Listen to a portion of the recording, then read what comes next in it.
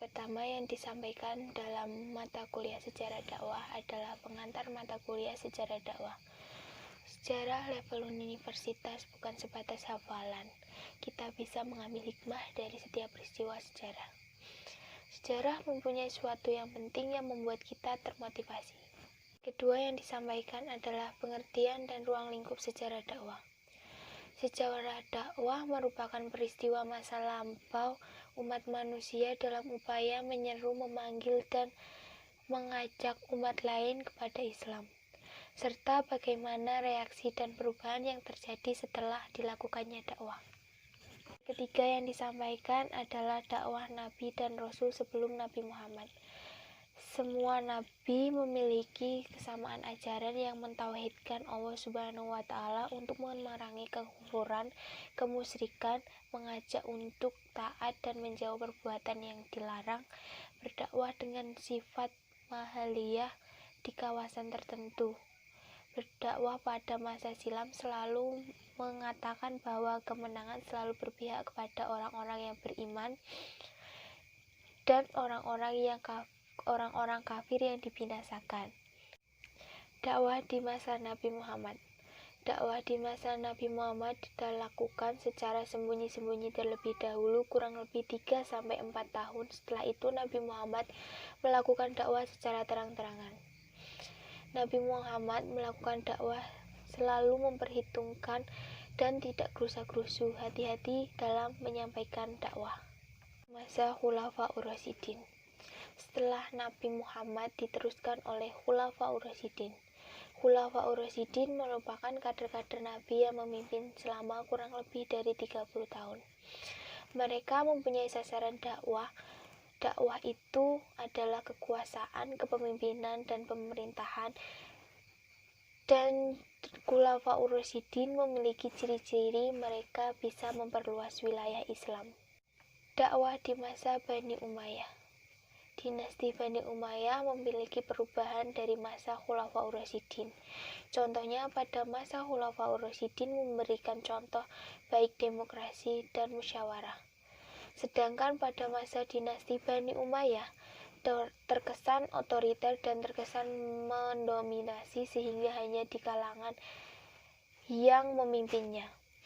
Keruntuhan dinasti Umayyah disebabkan oleh moralitas yang sangat rendah. Dakwah di masa dinasti Bani Abbasiyah. Ilmu pengetahuan adalah tonggak terpenting dari peradaban Islam.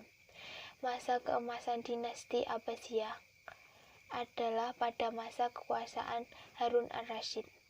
Perluasan wilayah hingga ke Afrika, Andalusia atau Spanyol, Romawi Timur, dan India dengan pusat kepemimpinan di Baghdad. Berdiri pada tahun 1320 Hijriah atau 5 abad atau kurang lebih 500 tahun. Dakwah di masa dinasti Turkish Utsmani. Dinasti Turkish Utsmani didirikan oleh bangsa Turki dari kabilah Oghuz. Tokoh pendiri dinasti Turkish Utsmani ialah Utsman bin Oghuz. Dinasti Utsmani memimpin kurang lebih 7 abad dengan 38 sultan. Turki Utsmani memiliki masa kejayaan pada Sultan Al-Fatih atau Sultan Muhammad Al-Fatih yang telah menaklukkan kota Konstantinopel. Alasan keruntuhan dari dinasti Turki Utsmani karena penduduk yang bersifat heterogen, merajalelanya kasus korupsi, dan krisis ekonomi. Dan masih banyak lagi alasan keruntuhan dari dinasti Turki Utsmani. Dakwah di masa Wali Songo. Wali Songo adalah penyebar agama Islam di Pulau Jawa.